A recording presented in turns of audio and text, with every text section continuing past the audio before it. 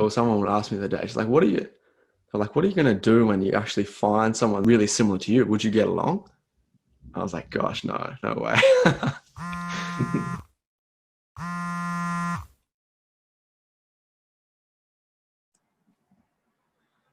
Hi everyone. Today we are with Dr. James Muecke, who is a pioneer in fighting blindness and founder of Sight for All, and has focused his efforts on fighting blindness and diabetes in Australia and around the world.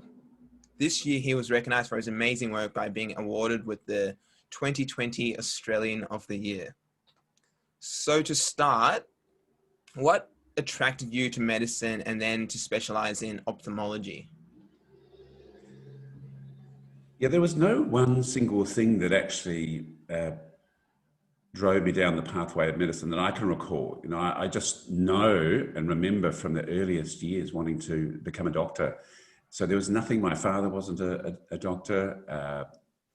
So yeah, I don't have an easy answer for that, but I just knew from such an early age that that's what I wanted to do. And even when I was 11 years of age, we were living in the United States. My dad was working with the Australian Embassy for a couple of years, heading back through Hawaii at the age of 11 in 1974. We had a little holiday at Honolulu, and I went into a little souvenir shop on Waikiki Beach, and there was a statue. It was the god of wisdom, Hakuna. And I read on the back of the statue that this god helps children get through difficult studies, and particularly for those who want to do medicine. So I pleaded with my mum and dad to buy me this statue, and they did. And that statue sat over my bookshelf through high school, got me into medicine, got me through medicine into ophthalmology. So he's been there for the whole journey, and somehow inspired me to work hard and to follow this dream, this path. So that just really just shows you that at the age of 11 I was desperate to do medicine. So there was always this desire in me, perhaps just to help people, just to do that humanitarian thing. And around that sort of age, 9, 10, 11, 12, I loved making models with my hands. I loved doing fine work, and there were these World War II model airplanes and tanks and things that I used to build with the glue and then paint them, and it was very meticulous sort of work. So I just loved doing that. So the idea then of becoming a surgeon, and particularly a microsurgeon, with all the fine work that entailed, was something that was really attractive to me. And so ophthalmology, I really had some inspiration. I mentioned to Leroy before that I lived in Kenya for a year. I worked as a doctor after my internship. I worked as a doctor. I was becoming a little disillusioned with medicine through my internship. It was off the back of all of those years of study at high school and throughout medical school. And then I had this intern year, which was just pretty diabolical, with killer 34-hour shifts that we used to have back then. 34 hours. And yeah, that's right. Yeah, pretty intense. And and also in that year, I was becoming a little disillusioned with medicine. This was my first year of practicing real medicine, and I was really just mainly treating patients who had chronic diseases that were self-inflicted, caused by poor diet, smoking, things like that. And I was getting frustrated with not being able to cure. And so I just needed a break. And I'd spent some time in Kenya at the end of 5th year doing a medical elective, and I came across this little hospital in the mountains in central Kenya, Tumu Hospital, and I felt that I would love to come back here and work one day. So through my internship, when I was feeling this sort of disillusionment, I wrote to the director of the hospital, and he welcomed me to go and work there. So I saved through my intern year, my first year of earning money, so I could go and work as a voluntary doctor in Kenya, which was truly a life-changing experience for me. So I loved the opportunity to cure people. So this was the first experience now of really being able to cure people. Most people had infectious diseases like malaria, TB, things like that. And so that was really inspiring to me, and it reinvigorated love of medicine. It instilled in me a passion to work in the public health sector. And the other thing that really appealed to me was to be able to fight blindness using surgery, and particularly microsurgery. Cataract blindness is the leading cause of blindness in the world, and particularly in poorer countries. And so the thought of being able to cure blindness, use my hands, working in poorer countries was something that really appealed. So I, at that stage, headed back to Australia to train as an ophthalmologist and to ultimately become an eye surgeon.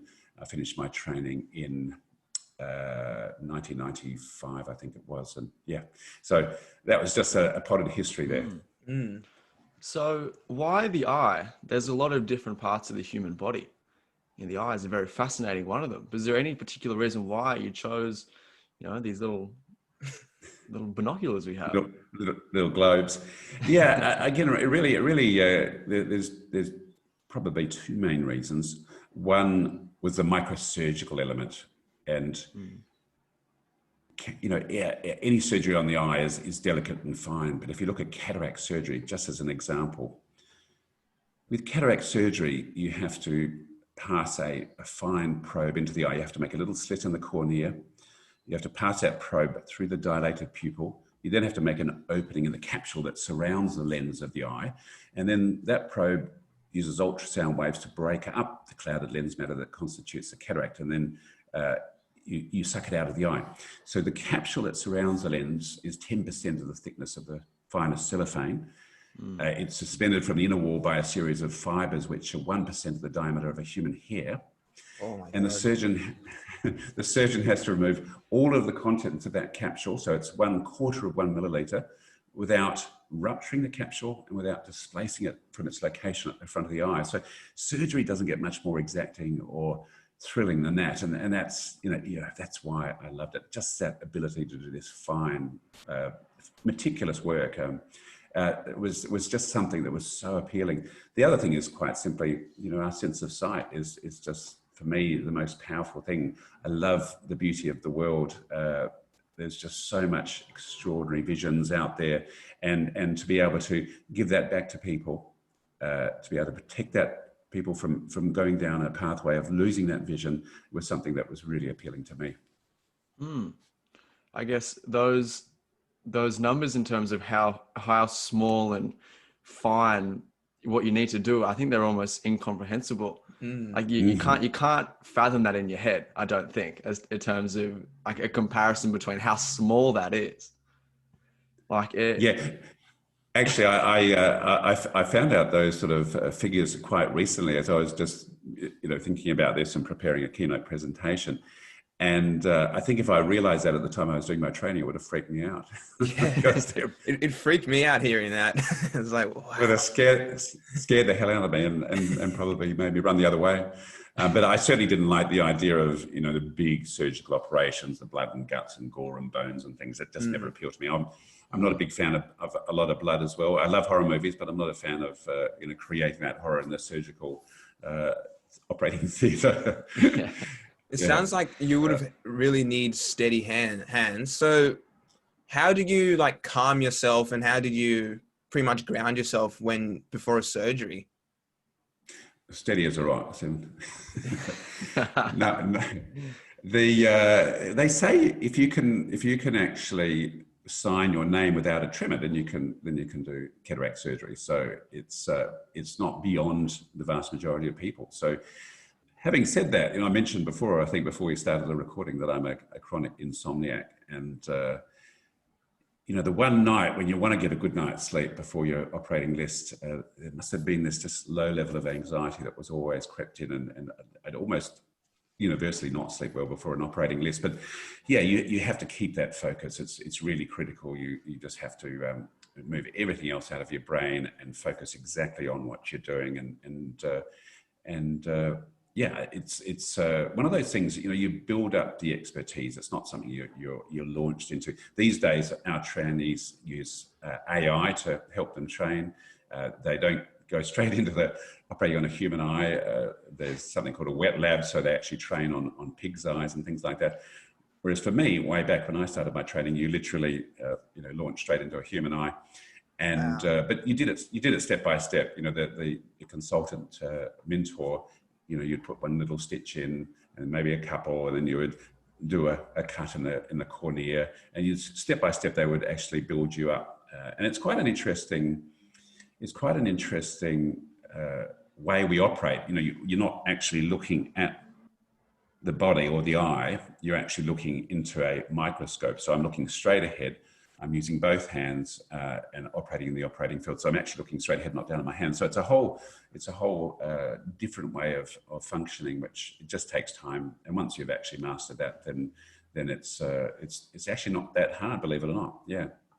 I mean, interestingly, sorry to interrupt. I recently decided I've actually had to give up surgery a few years ago because I have a neurological problem with my hand, and I had a bit more time on my hands. And a couple of years ago, I decided to take up golf.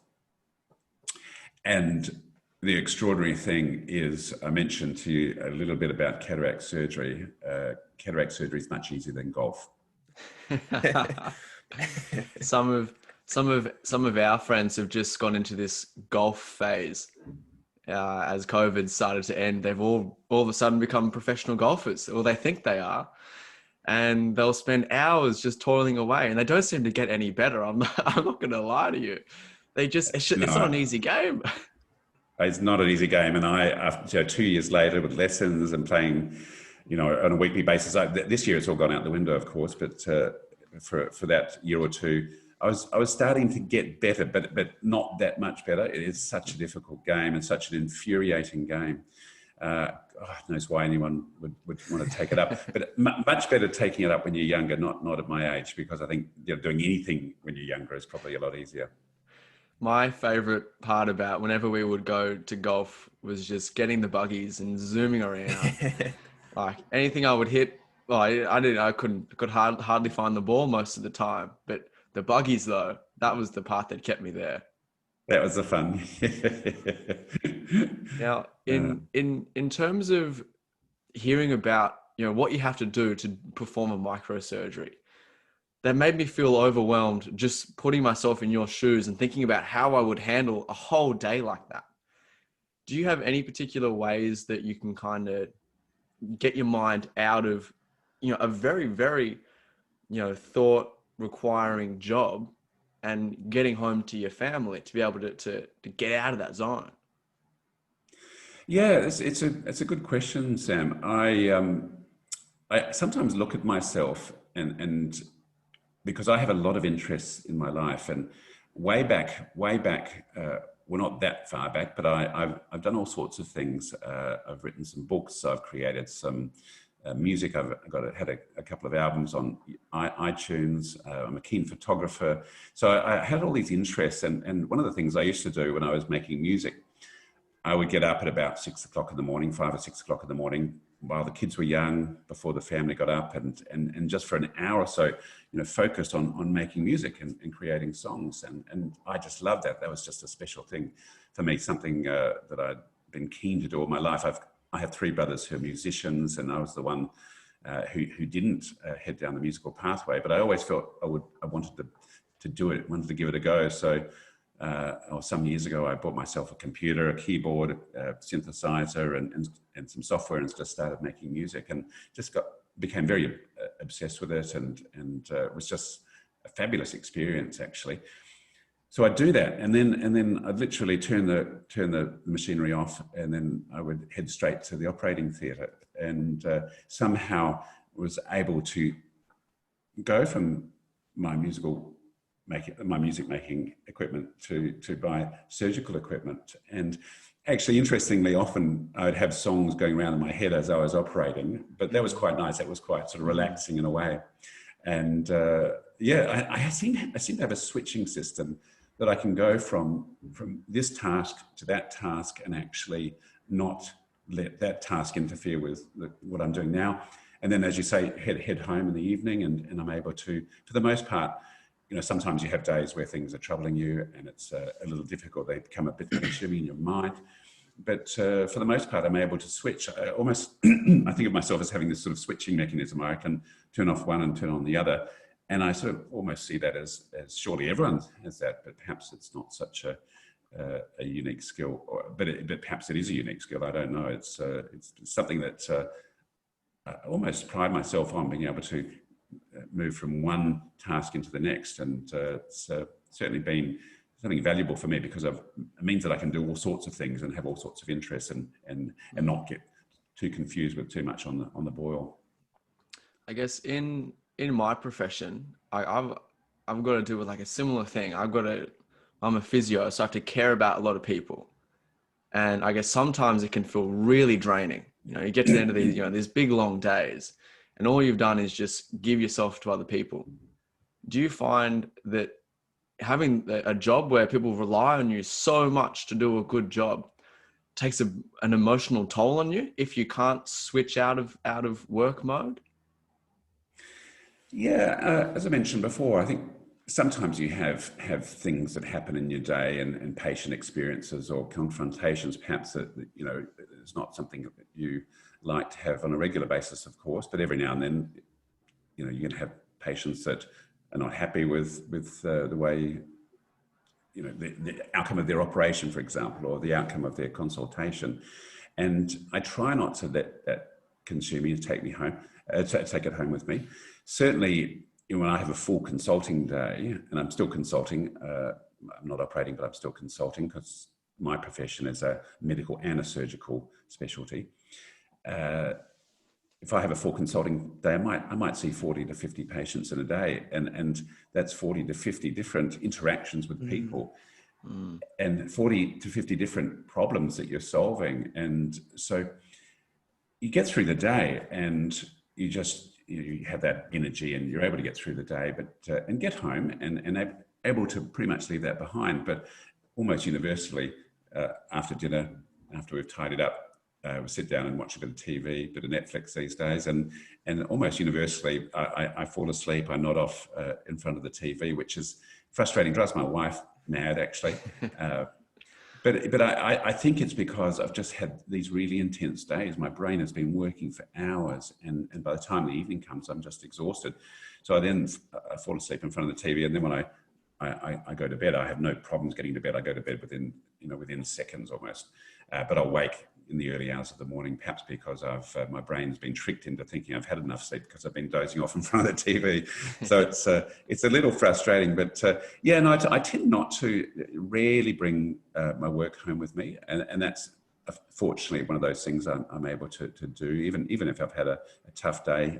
Pretty much, I'm able to just leave that behind and not let it consume me.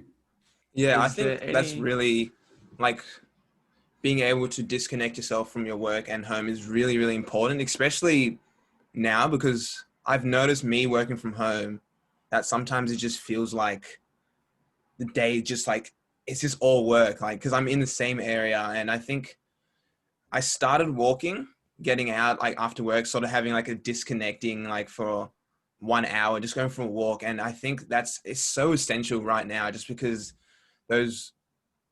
the line between home and work is really, really blurred, especially if you're working from home. And I think, I think that's probably one of the biggest things that's made me so much more like sustainable, like right now. Absolutely, I completely agree. There's a lot of benefits, of course, from working from home, the flexibility, and a lot of people are enjoying it. It does make you a lot more efficient, and particularly if you're in Sydney or Melbourne. Luckily in Adelaide, I'm only sort of 10, 15 minutes from work, but you might travel for half an hour to an hour to get to work at each end of the day. And then, just for example, for me to go to a site for a board meeting, and in fact, to get 10 of us around the table, that's 10 times probably an hour, half an hour drive each way. So you have 10 hours of lost productivity. It's quite significant, isn't it? So if you are working from home, I think, Leroy, you're absolutely right. Get out, have a walk. That's really critical. And for me, there are a number of things you can do, which, when we're having this tough time that we've all been going through, there's, I'm sure, many people, and some more than others, of course, and even people that things aren't so bad at the moment. There's always a degree of stress in our lives, and when we have stress, the body is flooded with stress hormone cortisol, and if that is damaging in itself if you have that low level of stress all the time in your life, and you absolutely need to balance it up with things that trigger the release of feel-good chemicals such as dopamine. And one of the things that absolutely does that is to exercise, and particularly to go exercising somewhere beautiful out in nature, and that could be a walk, a ride, a run. And it's so important to get away from that work environment but also to trigger the release of those feel-good chemicals, which help bolster resilience, help bolster positive thinking, help bolster the ability to get through tough times and to combat that stress that we might be going through. And so certainly, earlier in the year, I had this fantastic recognition, and within a couple of weeks, I'd had something like 60 odd speaking engagements through the year, so many opportunities and excitement. And then when the pandemic struck, virtually all of them one by one got struck off. And so I was a bit despondent, and what I did was every day, like you, go for a walk in the Adelaide Hills, and it's amazing how good that exercise is to just give you that feel good hit. It really does work. And the other thing that I do, there's a number of things that you can do, and I call them 4 good things to building a positive mindset. One of which is good health, and so that exercise, that physical exercise, is a really important part of it, and just eating well. The other one is have a good night's sleep, and that's something I'm not great at. But we know if we don't have a good night's sleep, we don't cope so well with things. Surrounding yourself with good people, so having good friends, people that are positive and uplifting, make you feel good about yourself rather than try and drag you down. And then also good habits. And so rather than taking the unhealthy habits, and we all know those, heavy drugs, too much drinking, too much sugary food, smoking cigarettes. There are a lot of healthier options, and just simply exercising is one of those fantastic things that you can do. Listening to wonderful music, reaching out to people who are having a tough time is also a great way of boosting that positivity. But the other thing which is I think really important is, as well as exercising physically your body, exercising your brain.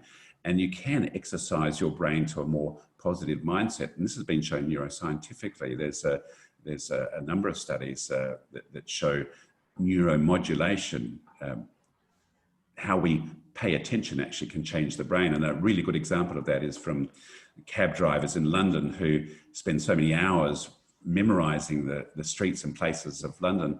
The hippocampus, which is the memory center in their brains, is actually larger than the average. So you can actually, by exercising the brain, you can actually enhance areas of the brain, and you can certainly enhance the area of the brain which leads to positive thinking. And so what I do each morning is, before I jump out of bed and go to the computer, I think of 3 things which I have to look forward to during the day. And at the end of the day, I look back at the day and think of 3 things that were wonderful, that really inspired me, or that I could be grateful for.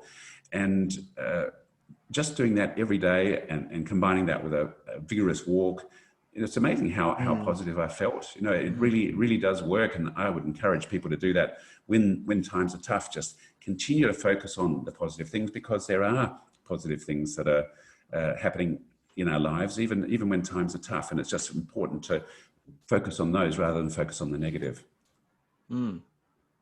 That's well said. Yeah.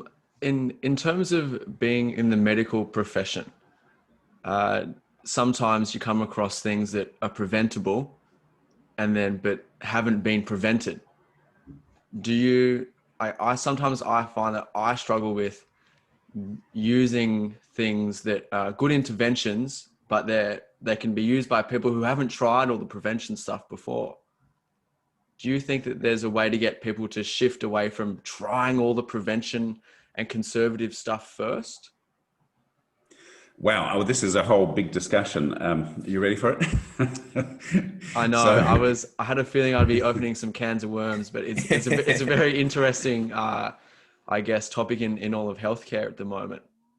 Yeah, it really is. Oh, gosh, yeah, we could talk about this for hours. So try and keeping it brief. I mentioned before that I was frustrated during my internship because I was only dealing with people who had these chronic diseases that were self-inflicted and ultimately preventable diseases, right? But I wasn't enjoying that. I'm a sort of guy, as you can probably tell, that loves a project and loves to complete a project. And when you're just trying to alleviate symptoms or prolong life or battle with chronic diseases which are incurable, it's to me, it wasn't satisfying. So that's why I love the idea of curing blindness, and particularly due to cataract. I mean, here we have a 10, 15-minute operation, and you quite literally can revolutionize someone's life by bringing their sight back. And, it's amazing. And so that was, to me, such a special and fabulous thing that I could deliver that so easily. Then I had some experiences which really brought me back to how critical prevention was. And one of those experiences was I was involved in a childhood blindness study in Myanmar in Southeast Asia back in 2007. And it involved a team of us from the Royal Adelaide Hospital traveling to Myanmar and visiting each of the schools for the blind in the country. And what we found was absolutely staggering. We were there to determine what the causes of blindness amongst kids were, but we found that nearly half of the kids had blindness that could have been prevented or treated. So half were needlessly blind and shouldn't even be at those schools. What was particularly confronting was that only a small percentage of the children who are blind in that country, and probably in most poorer countries, even make it to a school for the blind. So this is the minority of kids that have actually made it. Most are hidden away in their villages, perhaps a source of shame to their family, and certainly a burden on their communities. But here we have 7 schools for the blind that we visited. Nearly half the kids had blindness that could have been prevented or treated. The leading cause of blindness was the thing that had the really powerful impact on myself and the team. It was measles. So here we have measles, an entirely preventable illness, the leading cause of blindness in children in a country. It costs less than $1 to prevent measles in a child. And just to be surrounded by and we found similar results in 2 other countries, Cambodia and Laos, where we undertook childhood blindness studies. So to be surrounded by children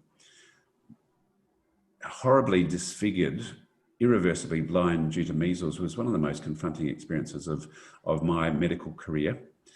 And it really made me realize that there's so much more to blindness than cataract. Of course, being an eye surgeon, I was trained across all of the blinding diseases. But it just drove home how important prevention is. And this really had a profound impact on me. And that experience, I actually went back to Myanmar after we'd published the study, met with the health minister. I put the paper down on his lap. He had a look at it, and then he looked up at me and said, "Gee, I thought we were doing better than that."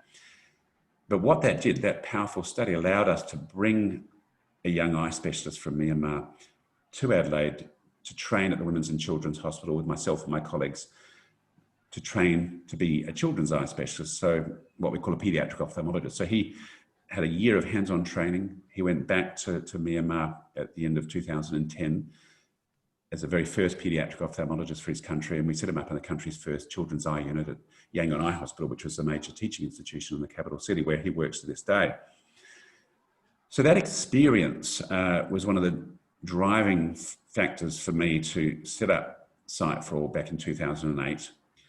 And then to watch how this young eye surgeon has embraced his really important role, as the first children's eye specialist in a country of 50 odd million people.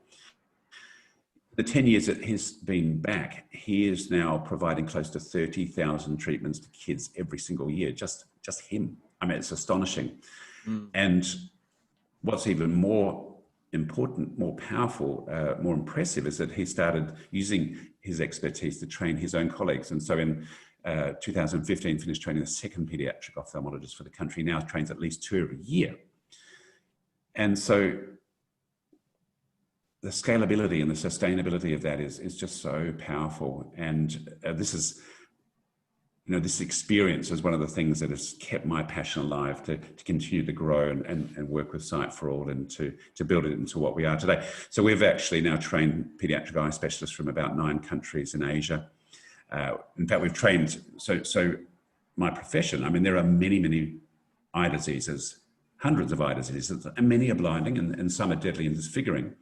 And yet the vast majority of these in poorer countries have been mismanaged, because quite simply, they haven't had the education. So our educational programs, supplemented by ensuring they have the appropriate equipment, has been very powerful. We're impacting on close to 1 million people every year, or perhaps significantly more than 1 million people every year. And so, really, really powerful stuff, powerful work that we're doing. But it's really on the back of that experience seeing kids who had an entirely preventable disease just should not be happening. I mean, we don't see measles blindness here in Australia because we have this herd immunity. I would challenge any anti-vaxxer to go and spend a day in a school for the blind in a poorer country and be surrounded by kids who are blind from measles. I think it might change their minds. And and the other thing, the other confronting experience in all of these countries that we did childhood blindness studies, we occasionally found children who were poorly sighted or blind because they'd never been tested for spectacles, because quite simply in many countries there's no optometry service, no service to be able to provide a pair of spectacles, something that we take for granted here. It's amazing to imagine that is the case. Again, in an entirely preventable scenario. And so that's inspired us to set up optometry training programs in a number of countries as well. So, prevention, to me, I've really learned how important prevention is.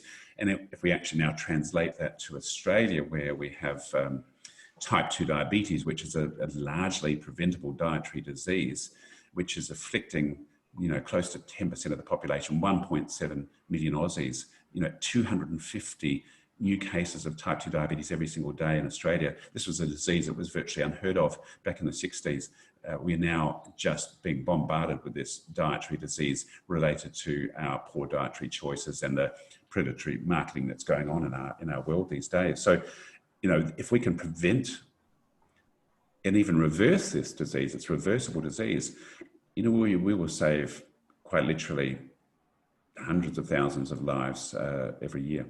And the trouble with diabetes is it's so prominent because we've got for me, from my experience, is the sugar. Like, sugar is infinitely more accessible. Like, you can almost snap your fingers and you've got a chocolate bar in your hand. And it's going to be so hard to combat moving forwards to the future. Yeah, so sugar and diabetes. I know that there's two main things that you seem to have waged a war against: blindness and diabetes, and they're two quite interconnected things. What can we do about the sugar problem? Oh yeah, so just going back to the blindness situation. I mean, I've been an eye specialist now for 30 years, and for each of those 30 years, I've been dealing with the blinding consequences of diabetes. But every year I'm seeing more and more patients who are losing vision and going blind.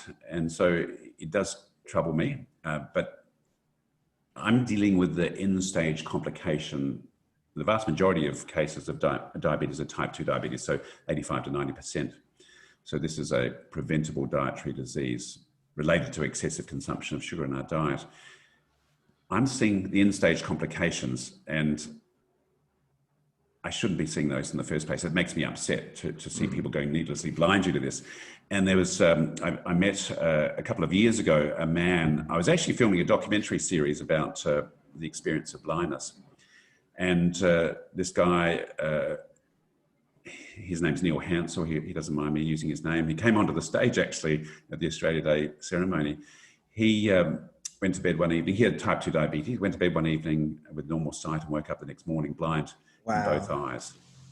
And is still blind to this day. He's had 9 amputations and 2 heart attacks, and just has had a devastating life as a result of his type 2 diabetes. He didn't realize at the age of 16, when he started drinking excessively soft drinks. He was drinking 4 liters of Coke every day for 10 years. Until he was diagnosed at the age of 26 with type 2 diabetes. And when he was diagnosed with type 2 diabetes, he didn't realize what lay ahead of him in terms of the devastating complications. Now, why is diabetes a blinding disease? Well, it damages the fine blood vessels in the retina at the back of our eyes, and that can lead to bleeding inside the eye that can take away the eyesight in an instant and sometimes permanently, as in Neil Hansel's case. But 98% of the loss of vision and blindness due to diabetes is preventable or treatable, so it just shouldn't happen at all. Patients need to have their eyes checked on a regular basis so we can pick up the disease early and then treat them, and that's how we can stop the vision loss. But what's happening in Australia, there's 1.7 plus million people with diabetes, so more than half of that 1.7 million are not having their regular eye checks. They're all important, regular sight-saving eye checks, and that's why it's become now the leading cause of blindness amongst working-age adults in this country. So it's a big problem. It's also the fastest growing cause of vision loss in Aboriginal people. So a serious problem in our society. But if we look then at the root cause of type 2 diabetes, which is excessive sugar consumption in our diet. And when I talk about sugar, I don't just mean the table sugar, the stuff that we add to our coffee and tea and sprinkle on cereal.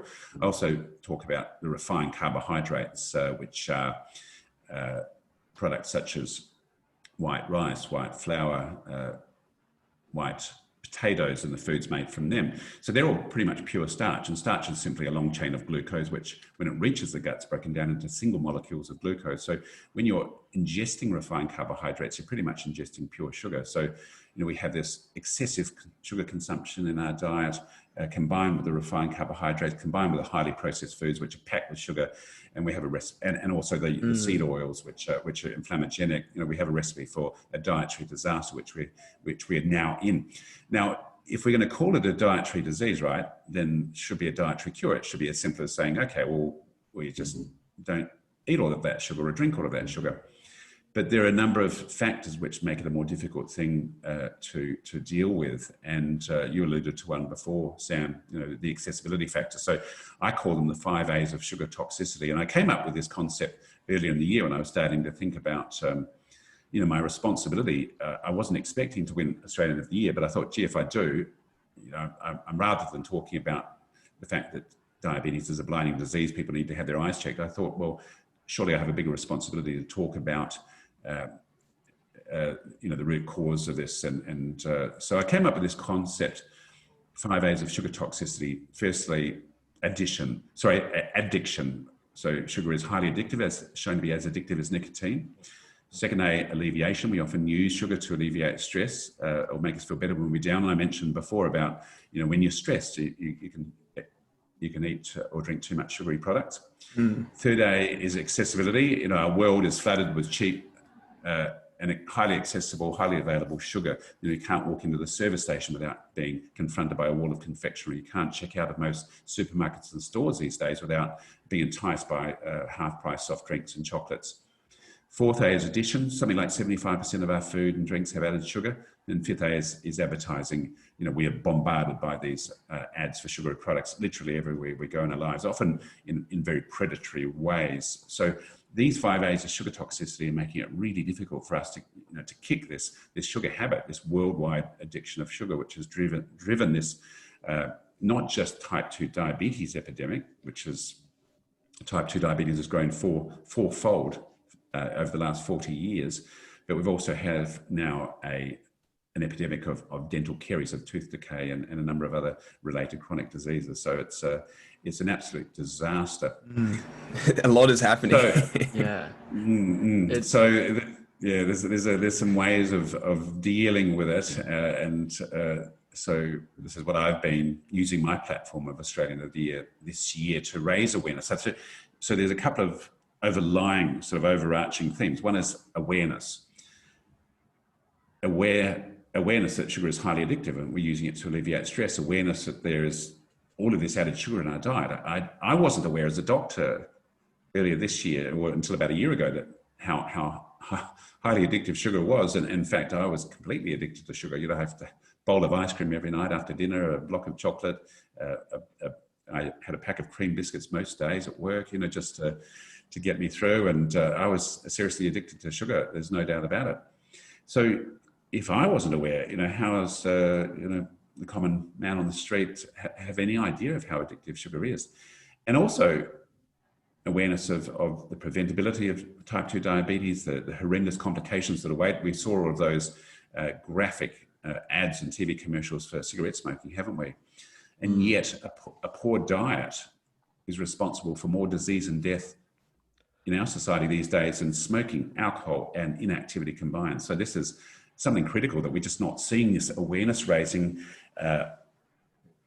in mainstream media, in free-to-air TV, for example. We're just not seeing it. And this is where the other overarching theme of accountability comes in. So accountability of businesses and industry, but also accountability and the lack of action of our government to raise awareness amongst the people. And so, if you look at the next 3 A's of accessibility, addition, and advertising, there are a number of strategies that we can engage there, and we could again talk about this for a long, long time. But if we look at accessibility, quite simply moving sweet products away from checkout counters of supermarkets and stores. I read this morning in Berkeley in the United States, the first city in the country now to ban sugary products from checkout counters. And I've been campaigning in nationally that we should do this. I've met with Coles, I've met with Woolworths. There's no incentive to move sweet products from checkout counters. So that's an obvious thing that can be done. Move vending machines away from, I went to the Women's and Children's Hospital here in Adelaide, vending machines full of sugary products. Vending machines in the Adelaide Medical and Dental School, our bastion of health, with vending machines packed with sugary products in the study area. You know, how is this setting a good example with, you know, budding doctors and dentists? So the addition A, you know, I don't think we can stop manufacturers packing products with sugar, but we can actually make people aware of what the added sugar content is. So having labeling, front of pack labeling, telling us how much sugar is contained within products is really important.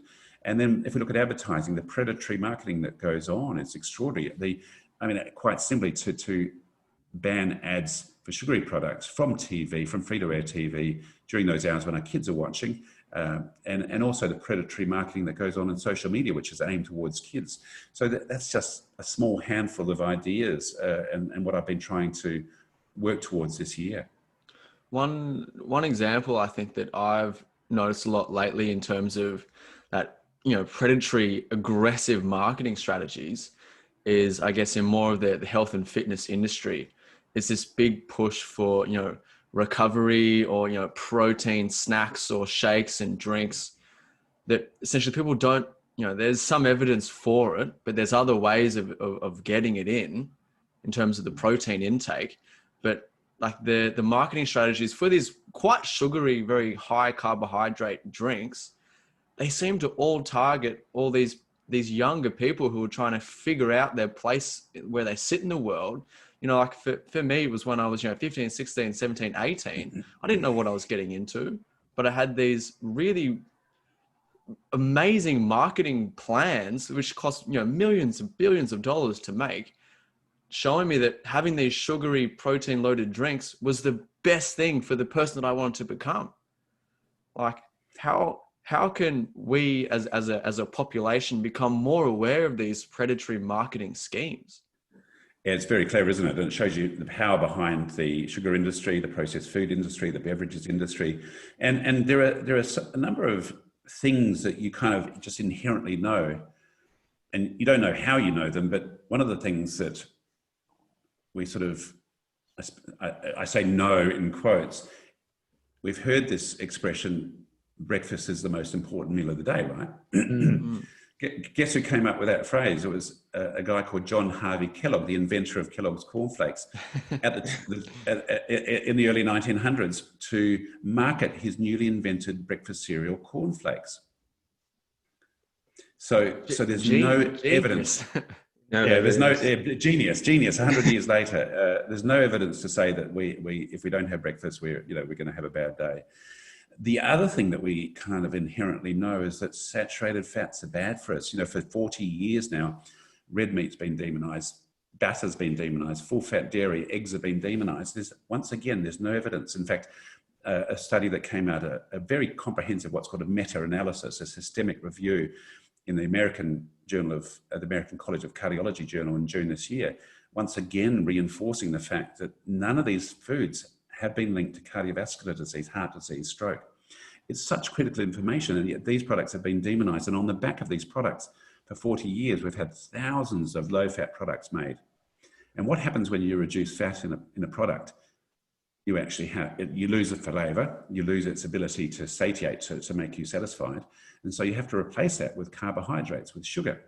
And so that's an example. There are many low-fat dairy products which are bolstered with sugar and carbs. And that's not a healthy way of eating food. So how did that all come about? So back in 1980, the dietary guidelines for Americans was released. It was noted in the decades, and there's a long history to this, but it was noted in the decades after World War II that there was a rise in heart attacks, and it was thought that this was due to a fatty diet causing fatty blockage of the coronary arteries and to the brain, causing stroke, heart attack. And so the recommendation on no strong evidence, in fact, it was skewed and flawed evidence, manipulated evidence, that we should reduce our fats. So the fats then reduced to 30%, and instead we had to up the carbs to 60%. And so rather than seeing heart disease take a downturn, heart disease actually soared, and along with it came type 2 diabetes. So in the last 40 years, there's been a 4-fold increase in type 2 diabetes worldwide. It's been more profound in some communities and countries. In China, for example, there's been more than a 10-fold increase in type 2 diabetes. In Aboriginal communities of Australia, more than an 80-fold increase in type 2 diabetes in the last 40 years. Unbelievable. And so this carb heavy, so carbohydrates are non-essential, and particularly the refined carbohydrates, which are nutrient poor. And yet the majority of what we eat is carbs, non-essential. We can get all the glucose we need from protein and fat. We don't need to be ingesting carbs. And yet we've been told for 40 years by our guidelines that we must be ingesting lots of carbs. And it's just been disastrous for our health. There's no biochemical process in the body that demands we ingest sugar and carbs. So it's just ludicrous. Wow, no, don't get me started. Going from what you're saying, so I think back in the past, there was one source of information, like the government, and people, what the government and scientists and doctors said was sort of the word of the law. And then nowadays, I think we're having a huge information overload, and people are just getting all these facts and things that aren't really fact checked. And I've noticed even in myself that I've been really trying to apply my critical thinking just to really assess what I'm being fed, that so I can really synthesize what is the reason behind this. Do you have any tips or tricks or just advice for me, Sam, our listeners, just so we can increase our ability to critically think and digest what has been, just be aware of out there?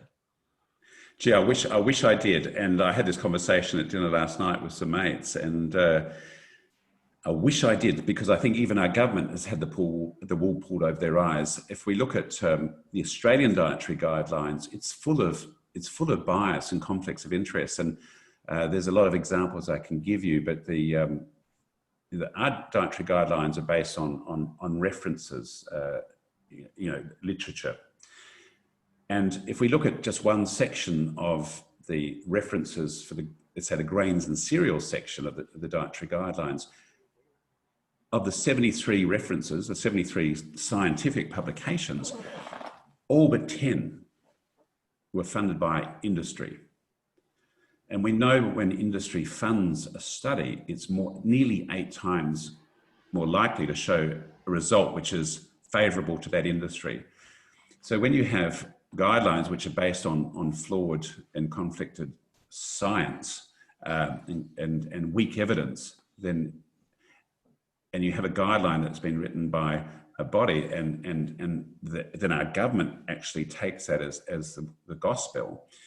I think the government is also blind to the conflicts and the biases and flaws in that guidelines. And so how are we, the Australian public, to have any idea?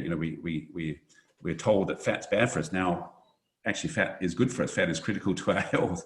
We're told that we should be eating lots of cereals, but in fact, that's the thing that's driving our poor health. Who do you listen to? It's very, very hard. It's really hard. But if you have the ability to critically appraise the literature and realize the conflicts of interest and the bias that creeps into a lot of this, then you're one step ahead. But even doctors are not doing this at a high level. So it's very, very, very difficult. And, I've called for a review of our dietary guidelines, and fortunately, the government's listened and they're reviewing the dietary guidelines. But you need to have bodies or independent bodies that are not conflicted by processed food industry, sugar industry, beverages industry, reviewing those guidelines and drawing on evidence and references that have not been biased by the industry or by vested religious interests. It's a minefield, and there's no easy answer, guys, to how one critically appraises what we get bombarded with all the time with social media. you see one thing, then you see the opposite. And, even with the COVID pandemic, there's just information coming all the time. And how do we know? I don't have any easy answers for that, because I think we're all victims to it. It's like the blind leading the blind. But I guess the good thing is we've got Dr. James Muecke to fight to fight for all of us up the top. So there you go, using the 2020 Australian of the Year power to make the world a better place. Trying to, but my messaging is getting a bit drowned out at the moment with the COVID pandemic. But hopefully by the end of the year, we'll be able to break through. I've got a meeting with the Health Minister coming up next month. I'm giving a National Press Club address later in the year. I'm trying to set up a movement at the moment. I'm working hard to try and reverse this, and hopefully people will listen to me. I'm basing my messaging on science and strong science, not weak and flawed science. So I hope people will listen to me. But this is a problem that is, particularly the type 2 diabetes problem, is a problem that's afflicting primarily people in lower socioeconomic areas, vulnerable people. I've talked about the Aboriginal communities. There are communities in Australia, so Greater Western Sydney, which has got a huge population, 50% of the adults over the age of 24 have type 2 diabetes, or what we call pre-diabetes. They're basically 50%. 50%. That's mind-blowing. And over 50% of American adults these days have type 2 diabetes or pre-diabetes. 88% of Americans are now metabolically unhealthy due to a poor diet. 62% of what they eat is processed foods packed with sugar and carbs. It's just diabolical, and it's driven by vested interests. It's driven by a religious ideology. It's driven by industry influence and the power of industry, which is huge. And governments. Those numbers are astounding. They're almost like too much to take in at once. Then you break it down. That's let's go. Well, if we go back to that example from Australia, 50% above the age of 24, like that's one parent of every single kid, essentially. And then those children get brought up with those same ideals the whole way through. They do, and also there is a intergenerational. So glucose passes into the fetus, but insulin doesn't pass into the fetus. So you actually metabolically prime a child to get type 2 diabetes. So that's why it's so critical to pick up what's called gestational diabetes, also to limit your sugar intake while you're pregnant, and your intake of refined carbohydrates. So it is absolutely frightening. You're right, and we need to reverse it, because and what we've noticed now in the United States, longevity has been improving, and that's due to public health measures, it's due to medications, vaccines, antibiotics, all sorts of things. But we're now seeing that plateau off and starting to actually drop in the United States. And there's no doubt that the dietary disaster that is driving this, and we're probably not that far behind in Australia. We're going to start to see a downturn in longevity. And you mentioned before that with the individual who has type 2 diabetes and the whole raft, this is a disease that impacts on the entire body. So the individual is impacted, sure, but they also take along the family with them as well. So it could be partners, children, parents. 70% of people with type 2 diabetes will ultimately develop dementia. Now, I lost my father not so long ago to dementia, not from type 2 diabetes, but he had Alzheimer's. And for years, the impact on the family, on my mother, was just devastating. And to think that 70% of patients with type 2 diabetes, 1.7 million people in this country, and probably there's 2 million people with pre-diabetes waiting to develop type 2 diabetes, will develop dementia, and that will then impact on entire families and loved ones. And this is a far-reaching, heavily impacting problem that we have. Well, look, I'm very happy to have you leading the charge up the top, and as a guy, so I feel like me and Leroy did a lot of research into what charity we wanted to support in our challenge, and we understood, I guess, the basics of what Sight for All was about. but then, you know, hearing all this in terms of, you know, the actual work that kind of comes in behind it, and knowing who you're supporting makes me so excited to be able to help, you know, support the Sight for All cause with our running challenge we've set for ourselves, called Move for Sight. So we're very excited to be able to help out, or do our bit to help out your team. Oh, I'm so thrilled that you're doing it, Sam and Leroy. Thank you so much. You know, I think this year I felt that it was for me, it was a lovely honour, but the most important thing to me was the recognition of the work that Sight for All is doing, which, as I mentioned before, is just so powerful. And yet, because of the bushfires and then the COVID pandemic and everything else that's going on in our lives, the opportunity for Sight for All to have that recognition has really been minimised, which is so sad to me. And so any opportunity for people to raise awareness of the work that Sight for All is doing and what you guys are doing to do that is just brilliant. So I really appreciate my from the bottom of my heart, I thank you, and from the team at Sight for All, we're really appreciative of that. And you know, I'd love for your followers to also follow Sight for All on social media as well, and just keep abreast of all the things that we're doing. You know, we've had an interesting year. A lot of what we do is hands-on teaching, so bringing doctors to Australia or taking teams to our partner countries. We can't do that at the moment, so we've turned it online, and we're doing all of these online seminars and workshops and conferences. So it's been a great opportunity for us to do something that we've been wanting to do for some years. Now to have that virtual opportunity to train, it's just brilliant. And how is that going? Have you come across any hurdles or? No, we've had a number of we have a number of online platforms, but one of the things that we've been doing is having a conferences, and we had a pediatric ophthalmology conference I mentioned before about the work of Dr. Tan Tuanong, and he hosted our first pediatric ophthalmology online conference. And we had doctors from 9 different countries joining on that conference and sharing learnings and sharing wisdom. So, you know, really fantastic stuff. So I'm really thrilled that the team has been able to do that. The other thing that we've been doing this year, because of my role as Australian of the Year, I thought, if I'm Australian of the Year, I should really be doing something to promote health in Australia. And that's why I've taken on this type 2 diabetes challenge. Is we've recently employed an eye health educator in South Australia to raise awareness in schools and across community groups about the dangers of type 2 diabetes and vision loss. And so it's allowed us to focus on what we're doing here as well, and build what we're doing here, which I think is very important. Mm. So if other people want to set up a similar type of fundraising thing for Sight for All, because we'd never really set something up like this before. So we kind of looked into it, we came up with what we wanted to do, and then we just went for it. I feel like that initial barrier of finding out how to set up a fundraising event is quite a hurdle for some people. How can they make it a bit easier through Sight for All?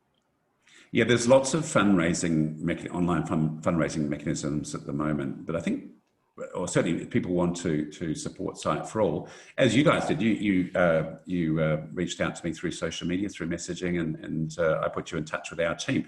So we have a small group. We actually have 5 staff in Australia, in Adelaide, 3 full-time equivalents, so just a tiny staff team. But we do have a marketing officer, and I would pass any requests on, or you can directly go via the Sight for All website and email the team, and they'll respond to you if you're keen to support. There are fundraising mechanisms, and some are, charge a lot, and others are more user friendly, and our team know the best ones for you to use. Well, I think we're actually looking at the moment setting up our own mechanism within our website, so hopefully that will be available before too long. But certainly reach out to our team if people are keen to be a part of it, and then we'd be more than happy to help guide people through that. Yeah, so what lies ahead in the future for Sight for All? Well, yeah, so I think we'll continue to grow the online. So there's about 8 subspecialty areas. So the eye is divided up into little bits, and and you can subspecialize. I'm actually an eye cancer specialist, interestingly, so that's been a lot of my focus, but I also have an interest in diabetic eye disease as well. But there are diseases of the cornea, of the retina, of the tissues around the eye, so we can specialize in different areas.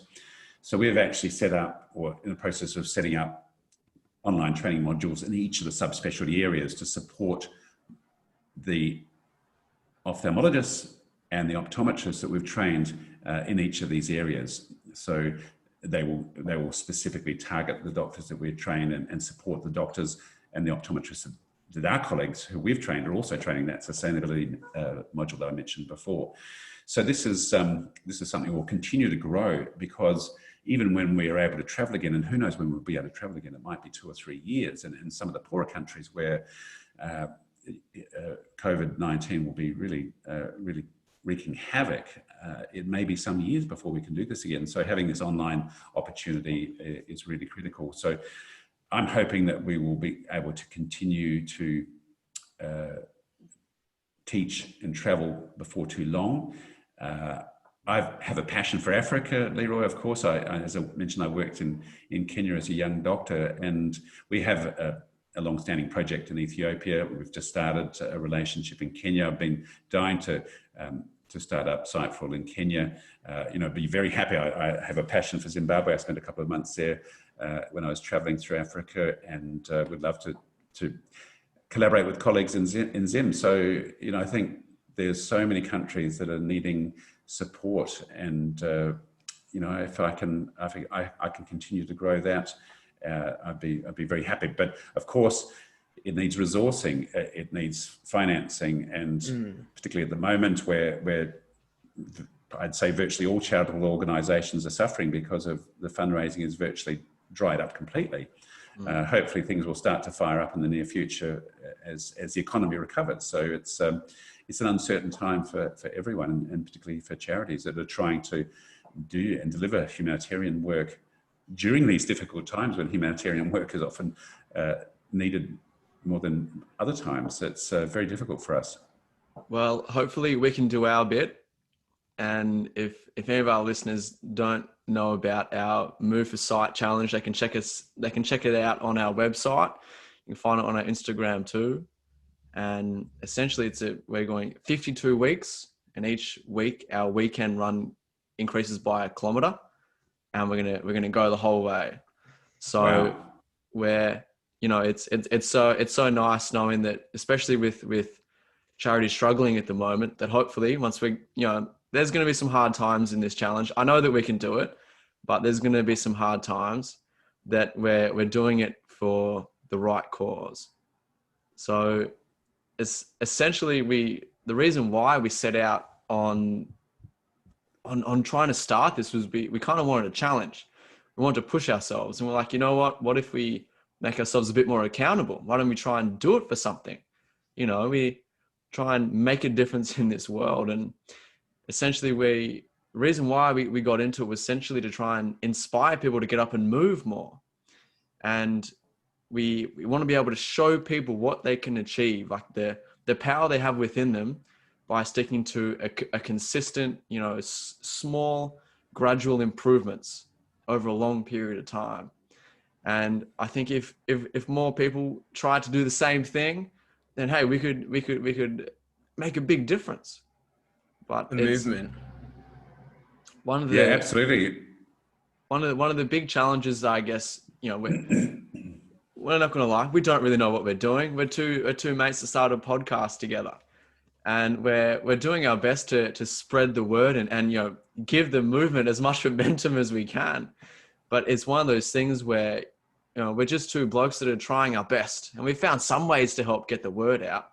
But is there anything that you found has worked the best for help spreading, the passion and the movement that Sight for All is trying to create?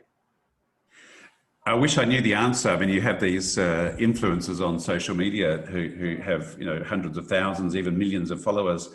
I certainly haven't found the answer there. We have a few thousand followers on Sight for All. Myself, I think I have just over 1,000 followers on Instagram, so I don't have huge reach. I mean, the sharing factor is really important, isn't it? Because you spread that. But I wish I knew. I wish I knew how one would do that. But certainly, if you share what you're doing with me, I would love to promote it through my channel as Australian of the Year.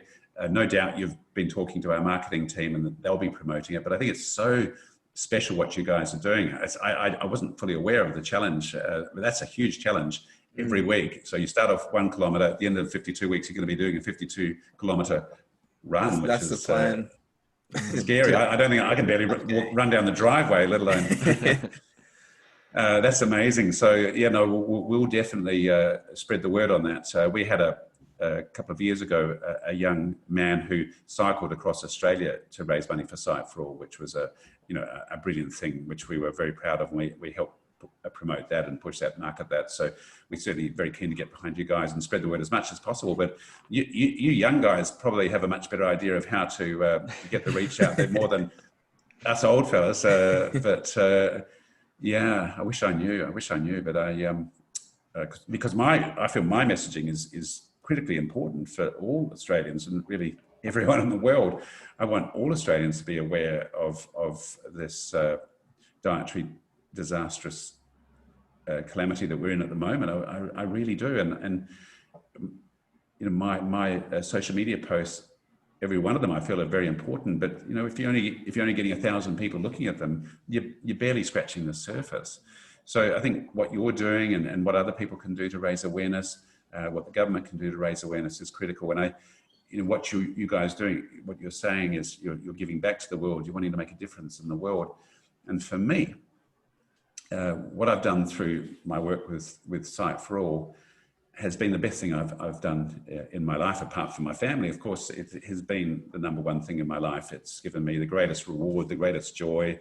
And I would strongly recommend anyone to get involved in giving back, humanitarian, charitable causes, however you want to call it. It's just such a special thing, and I strongly encourage it. Absolutely, it's would definitely change your life and enhance your life. Yeah. So a big part of our mission with this podcast is self-development, especially focused at young adults, because we've noticed that there really isn't that many resources out there. That being said, do you have any tips that you've come across in your life in terms of self-development? Like that our listeners could apply like today? So they could walk away after listening to this and then have one thing that they try and do in their life to help them, learn a little bit more about themselves. Yeah, I think going back to what I mentioned before about the 4 good things, if we just take even a small number of those, ensure we eat well, because I think the poor diet, the carb heavy, seed oil heavy, processed food heavy diet is driving poor ill health, physical health, but also mental health. So I think if we are conscious of what we're putting into our bodies, that's really critical. The exercise factor is critical, not just for keeping ourselves fit and trim, but also for the mental health. I think it's really, really absolutely critical. And just reinforce those positive messages all the time to keep moving forward in a positive mindset.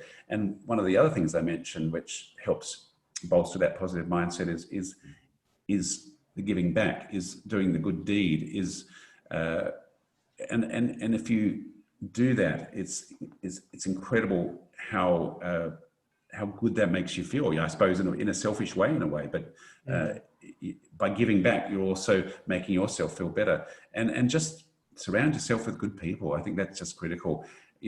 Unfortunately, when you're young, you want to have friends everywhere and you want to be loved by everyone. But as you get older, you realize, there are a smaller and smaller group of people that are really important to you. And they're the ones that you want to surround yourself. So to surround yourself with positive, uplifting, happy people, not negative, toxic people, I think it's just so critical for our mental health, because toxic people can really bring you down. So just avoid toxic people.